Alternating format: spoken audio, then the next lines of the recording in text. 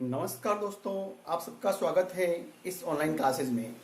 और साथियों, आज हम पढ़ने जा रहे हैं बीएड प्रथम वर्ष को लेकर। बीएड प्रथम वर्ष के अंतर्गत आज का जो हमारा शिक्षण विषय है वो है पाठ्यक्रम की परिभाषा, जो कि हमारे पाठ्यक्रम का चतुर्थ प्रश्न पत्र है। और इसी प्रश्न पत्र के अंतर्गत आज की जो हमारी इकाई है द्वितीय इकाई में हम अध्ययन कर रहे हैं भाषा विकास को लेकर। और भाषा विकास को लेकर हम अध्ययन कर रहे हैं हमारे प्रकरण, जो आज का प्रकरण है वह है भाषा विकास के सिद्धांत को लेकर। भाषा विकास के सिद्धांत में साथियों, हमने सबसे पहले जिस सिद्धांत का जो अध्ययन किया वो सिद्धांत है रुचि का सिद्धांत। रुचि के सिद्धांत में हमने ये जाना था कि हमने बालक को रुचि के अनुसार शिक्षण कार्य करवाना चाहिए। उसके बाद हमने अध्ययन किया था सरल से कठिन की ओर का सिद्धांत। सरल विषय वस्तु को पहले पढ़ाया जाए, उसके तत्पश्चात कठिन शब्दावली या कठिन विषय वस्तु का अध्ययन कराया जाए। उसके बाद हमने तीसरे नंबर के सिद्धांत में हमने सीखा था कि सामान्य से विशिष्टता की ओर इसमें पहले सामान्य बातों का ज्ञान कराया जाए, उसके बाद में विशिष्ट नियमों एवं सिद्धांतों के बारे में ज्ञान प्रदान किया जाए। उसके उपरांत जिस विषय वस्तु का हमने या विषय सिद्धांत का जो अध्ययन किया था वो सिद्धांत है सामाजिकता का सिद्धांत। सामाजिकता का जो सिद्धांत है, इसमें हमने ये सीखा था कि बालक अपनी प्रवृत्ति के अनुसार अधिक से अधिक सामाजिक गतिविधियों में भाग लेता है, अपनी भूमिका का निर्वाह करता है, जिससे कि उसका सामाजिकरण होता है। और जिस बालक का सामाजिकरण तीव्र होगा उसका भाषाई विकास भी उतना ही तीव्र होगा। उसके बाद हमने अध्ययन किया था विचारों के आदान प्रदान का सिद्धांत। इसमें साथियों हमने ये समझने का प्रयास किया था कि जब बालक अपने समूह, अपने साथियों, अपने परिजनों, अपने माता पिता या भाई बहनों या रिश्तेदारों या आस पड़ोस के व्यक्तियों से जब अपने विचारों को संप्रेषित करेगा, अपने विचारों का आदान प्रदान करेगा, तो उस स्थिति में बालक नई नई साहित्यिक शब्दावली से रूबरू होगा। और साहित्यिक शब्दावली से रूबरू होगा तो उसकी भाषा संबंधी ज्ञान, उसकी शब्द रचना, उसकी वाक्य रचना एवं उसके उच्चारण की शुद्धता में वृद्धि होगी, जिससे कि बालक का भाषाई ज्ञान उतना ही संवर्धित होगा। उसके उपरांत हमने जिस बिंदु के बारे में हमने सीखा था वो था बहुभाषिकता का सिद्धांत। बहुभाषिकता के सिद्धांत में हमने साथियों ये सीखा था कि बालक जब एक मातृभाषा के अतिरिक्त अन्य भाषा का जब ज्ञान बालक सीखने जाता है या सीखना चाहता है, तो अध्यापक को उसे हमेशा प्रेरित करना चाहिए। अध्यापक को उसमें किसी भाषा के प्रति, किसी व्यक्ति के प्रति, किसी विषय के प्रति उसमें विद्वेष की भावना को उत्पन्न नहीं होने देना चाहिए।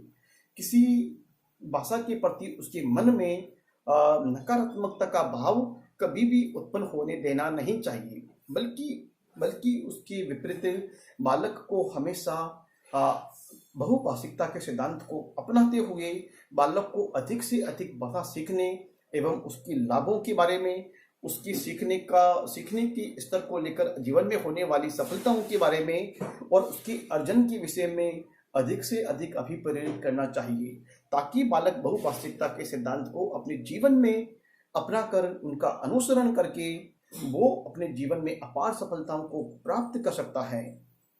तो साथियों, इसी बात को लेकर हम अब आज की जो इस बिंदु में जो अध्ययन करने जा रहे हैं, जिस सिद्धांत के बारे में हम सीखने जा रहे हैं, तो वो सिद्धांत है साथियों हमारा 7वें नंबर का विविध विधाओं के ज्ञान का सिद्धांत।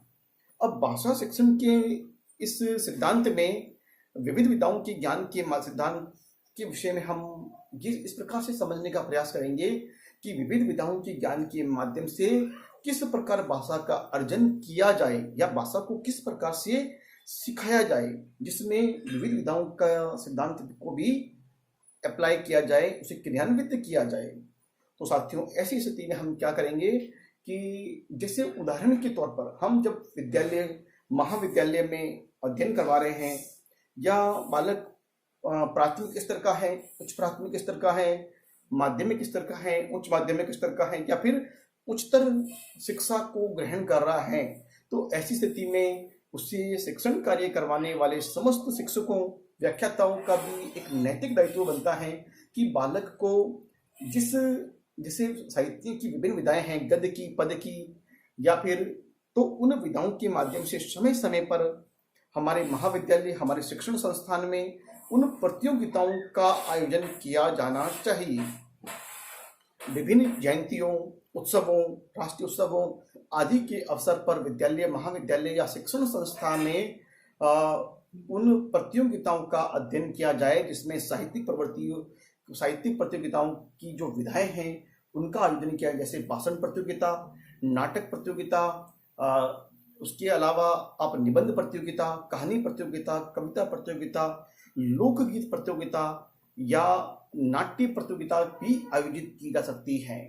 और बालक उन प्रतियोगिताओं के अंतर्गत उसमें रुचि लेगा जिसमें वह रुचि लेना चाहता है, और जिसमें उसकी रुचि है उस प्रतियोगिता या उस विधा में वो रुचि लेगा और उस प्रतियोगिता में अपनी सहभागिता का निर्वाह करता है। तो साथियों, ऐसी स्थिति में बालक की जिस विधा में रुचि है उसी विधा में वो सहभागिता का निर्वाह करते हुए उसके माध्यम से भाषा ज्ञान अर्जित करना सीखता है।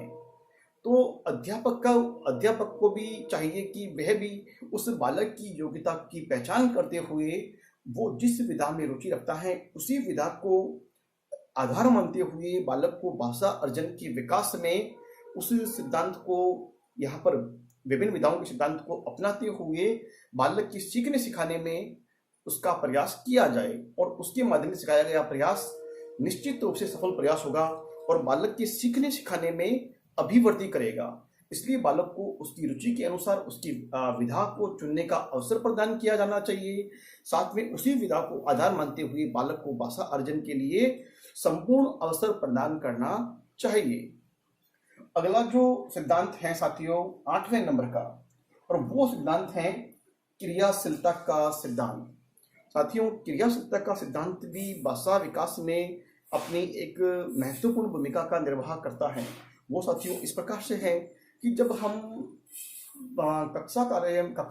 कक्षीय वातावरण के दौरान जब शिक्षण कार्य करवा रहे होते हैं तो हम पाते हैं कि प्राथमिक स्तर का बालक है या उच्च प्राथमिक स्तर का बालक है, वो हमेशा साहित्य की एक तो कविता और कहानी दो महत्वपूर्ण विधाएं हैं जिनमें वो अपनी रुचि लेता है।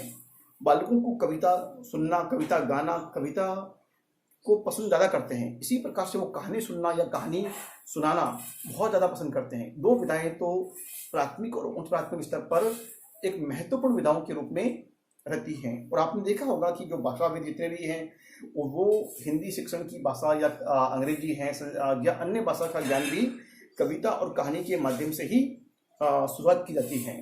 तो साथियों, उन्हें पता है कि बालक को प्राथमिक या उच्च प्राथमिक स्तर पर क्या वो पसंद करते हैं। तो जब बालक कविता और कहानी को पसंद करता है तो अध्यापक को जब पढ़ाता है तो उसे चाहिए कि बालक, ये आप ही मान लीजिए जब क्लास में पढ़ा रहे हैं तो उसमें ये होगा कि बालक को हम चुप बैठने के लिए कहेंगे कि बालकों को अनुशासित में रखने के लिए हम उन्हें चुप रहने के लिए कहेंगे या मतलब शांत रहने के लिए कहेंगे, लेकिन बालक कुछ ही क्षण चुप तो रह जाएगा लेकिन उसके मन में हलचल उत्पन्न होती है और वो मतलब हमेशा बालक कुछ न कुछ क्रियाशीलता उत्पन्न करेगा। उस क्रियाशीलता के पीछे रहस्य यह है कि बालक हमेशा कुछ न कुछ क्रियाशीलताएं करना चाहता है। तो अध्यापक को उस क्रियाशीलता की पहचान करनी चाहिए और उसे विभिन्न प्रतियोगिताओं के माध्यम से या सह शैक्षिक गतिविधियों के माध्यम से बालक को मतलब उसकी रुचि के अनुसार क्रियाशीलता के माध्यम से उसे शिक्षण कार्य एवं भाषा अर्जन के ज्ञान को विकसित करने का प्रयास यहाँ पर करना चाहिए। तो ऐसी स्थिति में यह होगा कि बालक क्रियाशील भी रहेगा और साथ में क्रियाशीलता के साथ में भाषा के ज्ञान को भी अर्जित कर पाएगा। तभी बालक का भाषाई विकास यहाँ पर संवर्धित होगा, बालक भाषा के ज्ञान को सीख पाएगा और अपने ज्ञान में रुचि लेगा। तो साथियों, हमने पढ़ा कि बालक की अब विविध विधाओं के माध्यम से बालक को भाषा का अर्जन कराया जा सकता है और विविध क्रियाशीलता के सिद्धांत को भी बालक जो क्रिया करता है उसको सहशैक्षिक गतिविधियों में इस्तेमाल करके हम भाषा के ज्ञान को अर्जित करवा सकते हैं। तो साथियों, आज की वीडियो व्याख्यान में इतना ही। हम फिर मिलेंगे अगले वीडियो व्याख्यान में। तब तक के लिए बहुत बहुत धन्यवाद। जय हिंद, जय भारत।